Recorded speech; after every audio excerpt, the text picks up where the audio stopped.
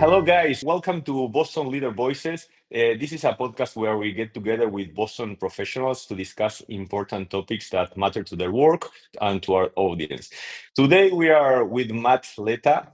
We are excited to feature him. He spent over 2 decades designing digital products for global brands and high growth startups. And today, he leads FutureWorks. It's an AI native professional services firm born out of a bold experiment, making an AI his co-founder. Welcome, Matt, to our podcast. Thanks for having me. It's a pleasure.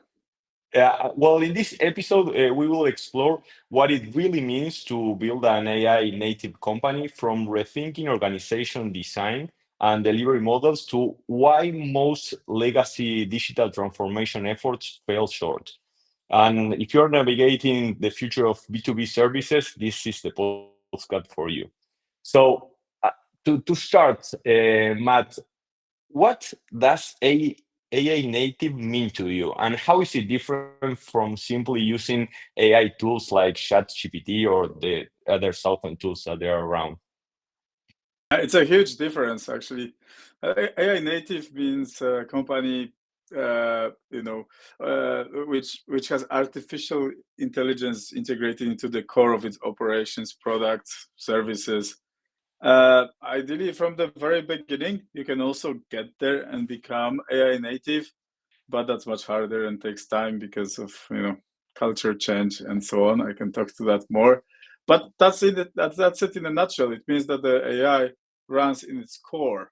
Things are sort of built around AI, which is very different to adding AI tools and various processes, even agents, all sort of to solve some part processes, and very different to the kind of surface, as we call it, not non ROI use of AI, which is just getting our teams to use ChatGPT.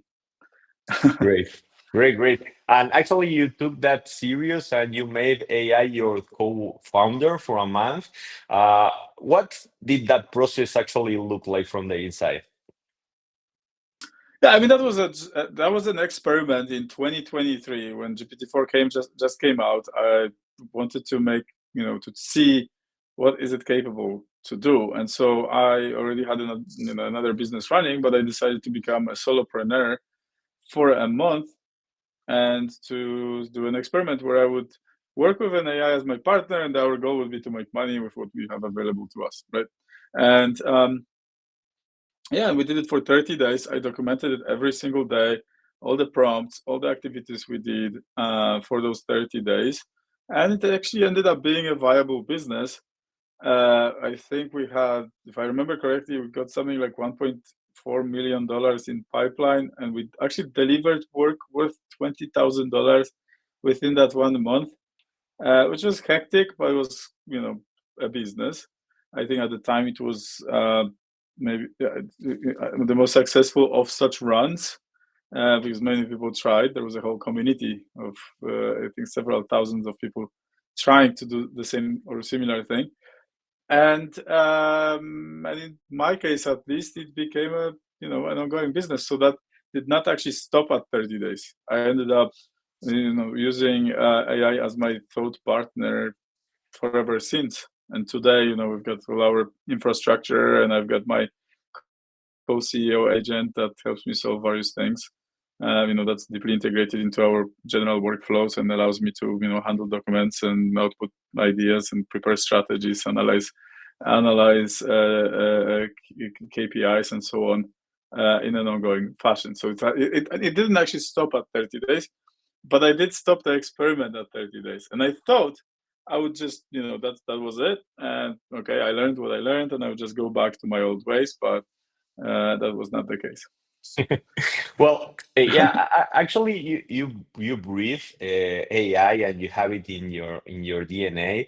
But what part of the traditional service model do you think they break down when you apply like AI first thinking? The service, I think the global service economy, which is, the economy we live in, is about to see a complete redoing. I think this will happen not at speed of change of AI, so to speak, but at speed of change of human behavior and interactions between businesses. So we have time, and it will be gradual. But I think it's a must, and that is because most of this economy is based on exchanging people's time for money. And if we are in a scenario where someone using AI can be 10 times more productive than the person not using AI, and even sometimes 100 times, then we cannot reward both, pay them per hour, right? Like, it's impossible. And then as companies, which in professional services, typically companies would like to do time and materials and charge for time of people, which has not really changed that much in a couple of decades at least, or even more. That is all changing and very rapidly changing.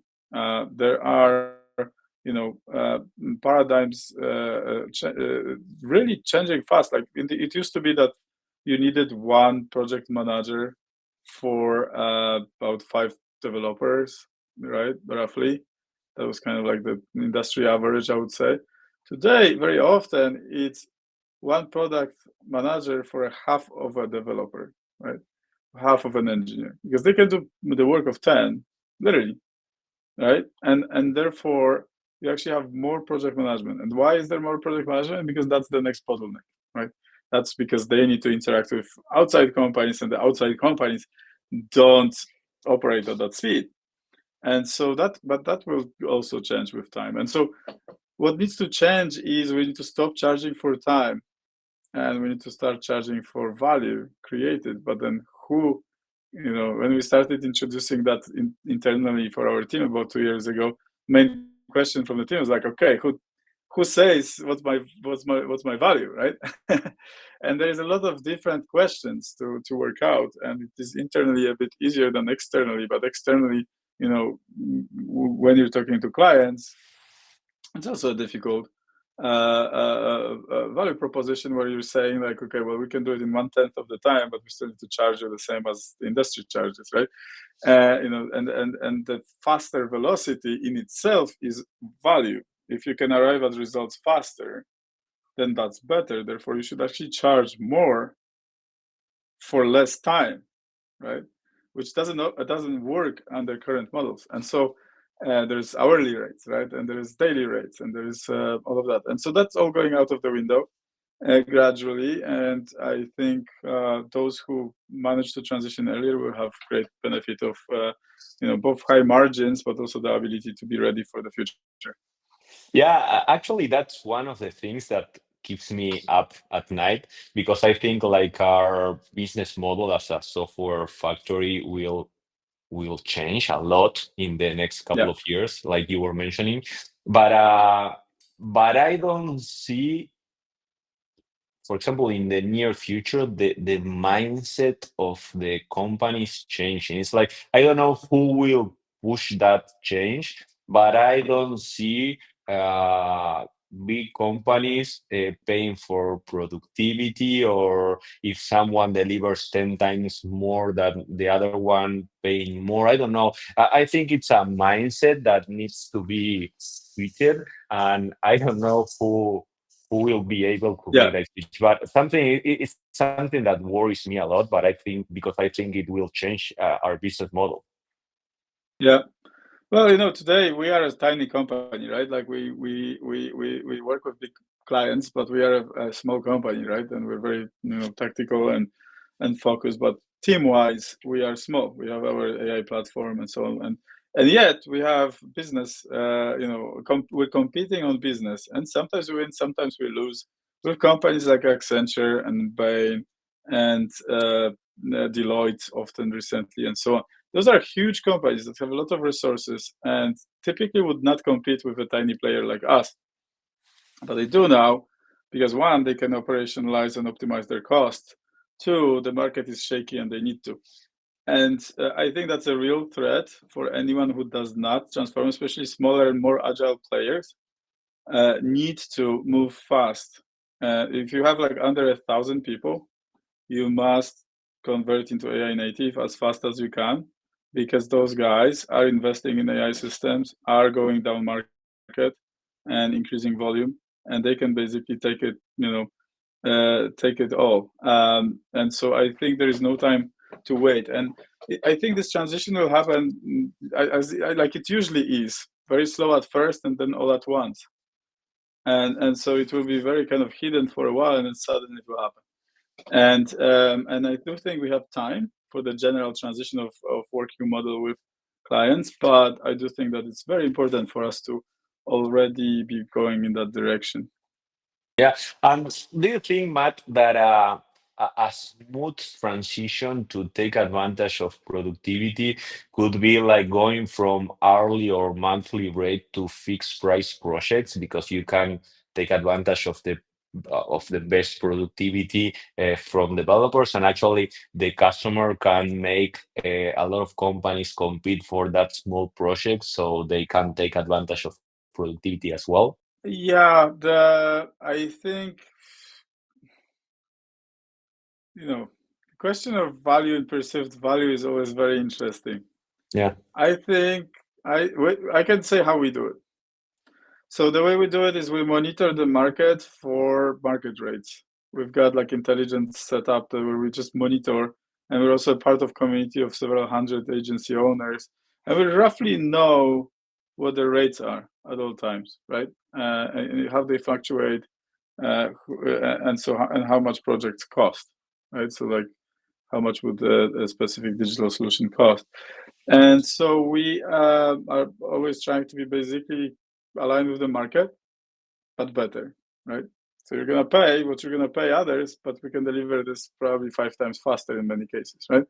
And that's value in itself, but we don't charge extra for it, right? So that's our primary model right now. But we're also testing another model, which is pure value based, as in Yeah. like we help you cut half of your costs on hiring, and that represents $3 million uplift per year over the course of 12 months. How about we charge you 300,000 for that? You have 10x ROI, right? And so that's one. And or sales, very common question recently. Everyone wants to accelerate their sales. In the market has been a bit shaky, right? And so we built AI-powered sales systems for companies that across the U.S. market, and actually then for U.S. companies to expand globally. And so a very common request has been like, do you want to participate in the revenue uplift? Yeah. And we've started experimenting with that, right? So I don't have the answer yet. But does it work? Does it not work? Is this going to be a waste of our time? But we are experimenting on it, and in an ideal world, in the future, we'll be so confident and be able to iterate so fast that we'll be able to basically commit to like, okay, we're gonna not charge you anything if we don't cut costs of that department by 50% within 12 months. But if we do, we want a third of the difference, right? Yeah. And I think that is something that is coming. I know that big players are working this way already. There is a bunch of studies published by Deloitte over the last 3 years how they've been trying to switch to value based, and I do think that's an important model to work out now with AI, because in the end you do things much less human spent time, but we've spent a lot of money and resources and years to build our AI systems, right? And so that's where the value is. But we're still a service company, not a product company, right? So it's a little I don't know. We need to find Yeah. how it all fits. Yeah, I actually think going to a revenue sharing model is really good because you lower the risk for the customer. So it's like if I sell more, I will pay you, and if I don't sell more, I won't pay you. So I think it's a really, or cutting costs as you were mentioning. I Yeah. think it's a really nice way to do it. Going back to our questions, how has AI changed the way you build team and structure projects? Um, Do you use it for like building? I believe for structuring projects, yeah, but for building teams. Yeah, so it has changed. So before I had FeatureWorks, I had a digital kind of product company called Hukuiku, which had around 85 people, and we were delivering apps, platforms, tools, innovations, and a lot of AI as well. That's why we ended up going full on AI 3 years ago. And that as we've been doing for the last 10 years or so. And so I think the best comparison is between what we do now and what we did then, maybe Yeah. there. And I think a lot of things have changed. I think there is a lot of importance on just the pure mindset of AI native. So culturally, I think within companies, at most companies, most people, definitely any company that's a bit older than 3 years, let's say, most people actually don't like the idea of AI. They might not say it, they might pretend they do, they don't. We know it over and over and over, and so the ability to embrace AI and actually to drive real results with artificial intelligence, it can only happen at the speed of getting our people to be comfortable with AI, or even ideally excited for it, so that they find their own ways to use it better, right?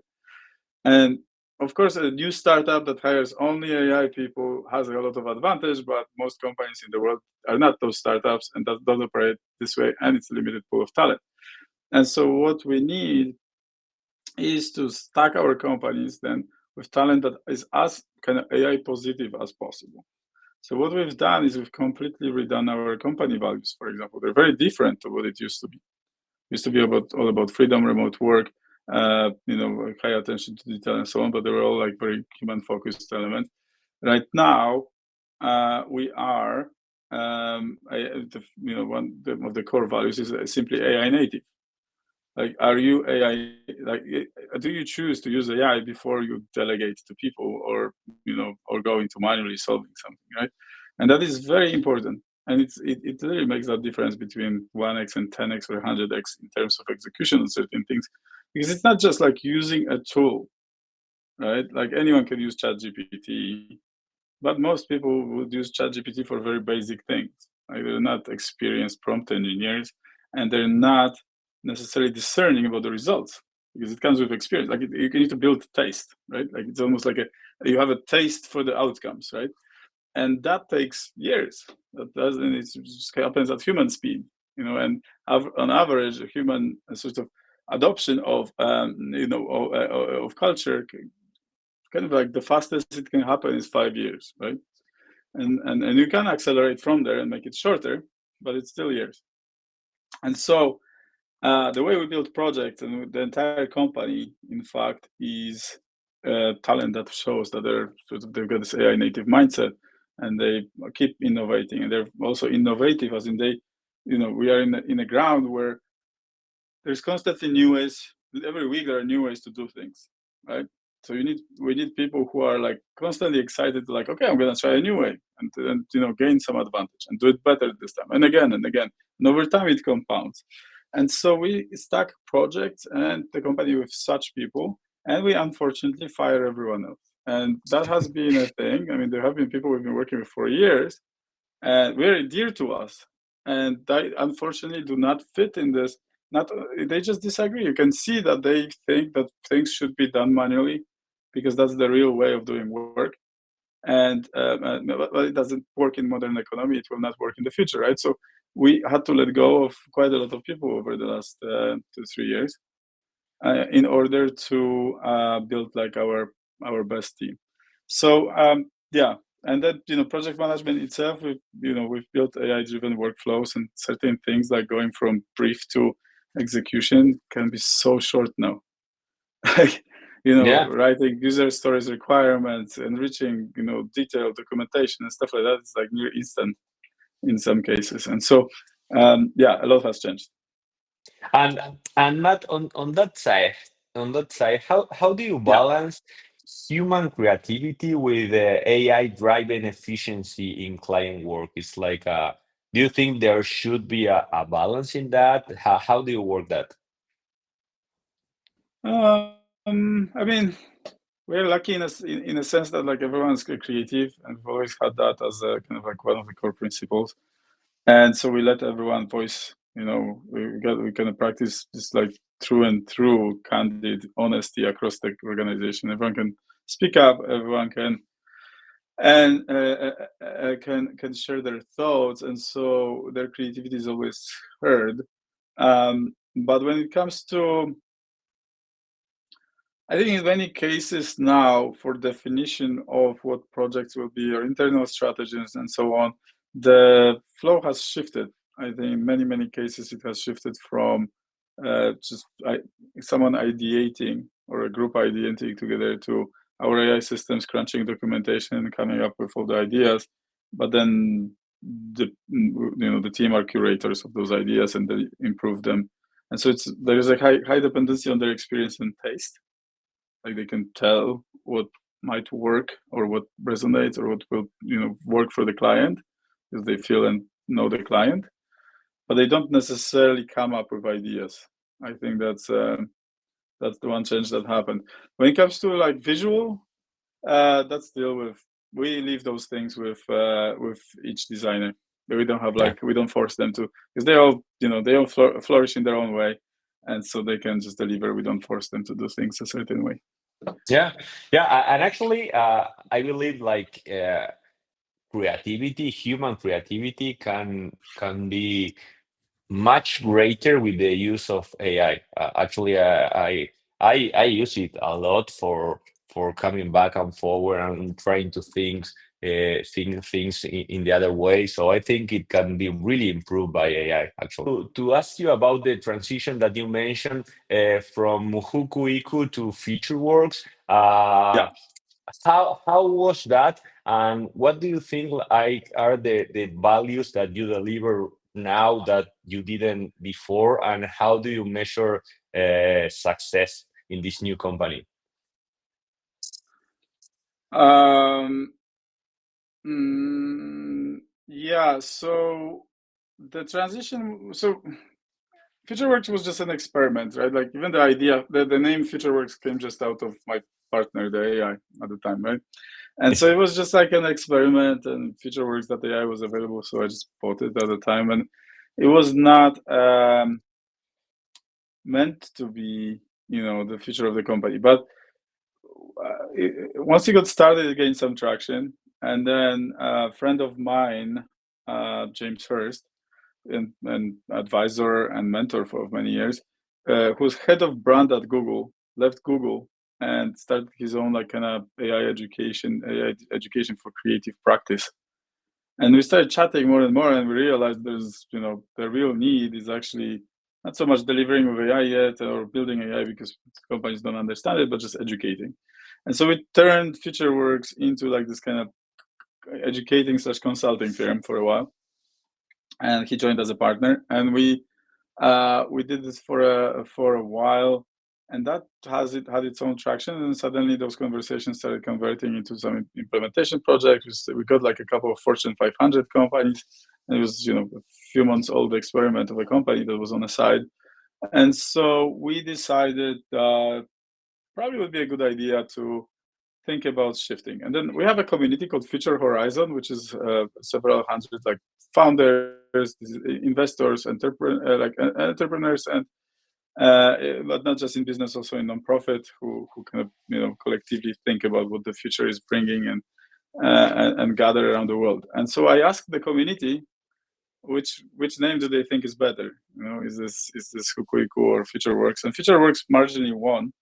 And so we thought, okay, like maybe we're gonna stick one, right? And so we shut down Hukuiku, and we started FutureWorks basically, or continued with FutureWorks, and that's how the transition happened. And then at that point, which was about a year and 4 months ago, we basically started the official FutureWorks, which was like, okay, this is our focus, this is the company, and we actually created a proper website and so on.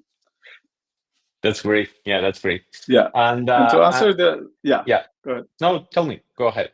Yeah, to answer the second part of your question, Our values, one sec, I'll tell you what our values are. We spend a lot of time on our core values, working with some chief people officers at AI firms, actually as advisors. It's not that easy to drive Yeah. people to like actually, perform in this kind of, what it really is, it's kind of crazy environment because things are changing so much. And we want them to become comfortable and they want to do their best work and we want to support them. So our first one is delivering joy, which is like we want to people to feel joy, both Yeah. internally and externally. Then it's AI native. It's innovative. Like we constantly look for ways to improve how we work. Always learning, selfless, candid, and excellent, which is a very corporate value, but it helps. And Yeah. so those are the 7, and they might still get revised in the future, but that's how we kind of like started framing everyone on the team and the work. And I think the second part of the question was How do you measure how do we success? measure success? Yeah.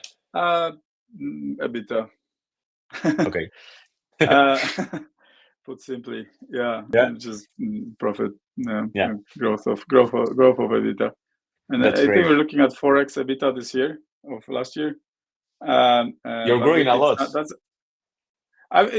and that's actually pre-growth, which, as crazy as this sounds, it's partly because we had low EBITDA last year because there was a lot of internal investment, but also um, it's kind of pre-growth because we wanted to build out our systems much further, Yeah. which were kind of pretty much there. And so we're like our target is to really grow next year. So we still have 6 months of kind of preparation. We've been hiring a lot, trying to get like amazing talent, get them attuned, just prepare for the growth. Yeah. That's great. Congratulations. I think Thank you're you. growing a lot. Yeah. And we talked a little bit about the future of professional services and how our business will change in the next couple of years. But and last but not least, for companies that they are stuck in legacy systems and they want to switch, where do you think that they should start to become more like AI native? Yeah, I mean, there's 3 steps. Um, One, select a leader. There needs to be someone within the company who's powerful, has a mandate, and has the ability to change things without asking for permission all the time, who will be owning the initiative. Without this, the chance of success is zero point 0.0. And I always repeat that. I've seen so many companies that really want to use AI, but it's like a CTO who has no respect, or it's a new chief innovation officer who just nobody listens to, that's driving the initiative, and they have zero ability due to architectural issues within the business itself. They have no ability to actually drive things forward, and it's a big change that needs to happen. So it will not happen. They try year after year, change vendors, change consultants, and nothing happens, right? And so the most important number one is there needs to be an owner who has the ability to move forward, as the agency, but also the ability to use that agency. Number two is they need to start, which is not that hard. They should start immediately and small. But more importantly, they need to not stop, because the effect is compounding over time, and you can start very small with very small initiatives, small budgets, small use of time, as long as you involve the people and move forward. But the most important thing is that you do it in a way that it's hard to stop. In many companies, there is that leader already, and they get started, and then the initiative stops because budgets, because maybe first projects were not successful, or the scope was too big, and it would be taking too long to see results. Ideally, you want to see results within 12 weeks and not later. And not many companies, this is mind-boggling, but that's true. And then drive from there. And we've seen it over and over and over. So I literally wrote a book on this, 2 books, in fact, that literally tackle the framework and methodology needed to be able to get moving. So yeah, it's a big problem, the inability to start and the stopping. I think those are very big problems. Yeah, and actually, I believe that even if a company doesn't want to don't want to get into the AI world, they will be pushed to because it's a wave that nobody will be able to stop it. Yeah, I mean, we're long past that, right? Like Yeah, we're years past that. yeah, There's no anyone who's not actively now working on becoming, not AI native. That's unachievable for most companies, but AI using AI to a high degree, AI augmented, let's say, uh, uh, who is not anyone who's not working on this actively this year will not make it. I don't see how can you catch up, and that is yeah. not because of technology. Technology is getting better, and AI itself is, the time to value on AI is like 3 days. Right? You implement it, brings results. Right? Like one day maybe. Mm. But the AI needs to interface with something. So it interfaces with software and data. That's like the middle layer that needs to be reconfigured in order to enable the communication between artificial intelligence and the fabric of our organizations, which is people. And then the people, and all the on the software and data, the time to value is like depends, right? 6 months, 2 years, 4 years, depending on the company. Let's say 2 years is kind of like a good assumption that it will take you this long to have a proper data lake and have proper vectorized databases and whatnot, right? And have it all connected. But then the people need to actually use it and use it well, right? And it's a culture change. So again, it takes 5 years to arrive there. So if you lost a year or two, you will not catch up, right? And it's exponential in its effect. Therefore, if you've lost 2 years, I don't see how are you going to catch up. There's no catching up unless you replace your team, or a lot of them with talent that somehow skilled this way already. But yeah, it's a tricky one. Well, thank you very much, Matt. That's all on my side. I really appreciate your time and your openness. And I would say, like for a final message on my side is if you're hearing this and you haven't started working with AI, you should start right now. Yeah, yeah. Start last Oh, year. That's not possible. Start today. yeah. Thank you very much, Matt. Really nice talking to Yeah, you. absolute pleasure, Marcelo. Thank you. See you Gracias. see you in Boston for a coffee. Yeah, I love that. Soon. Bye bye.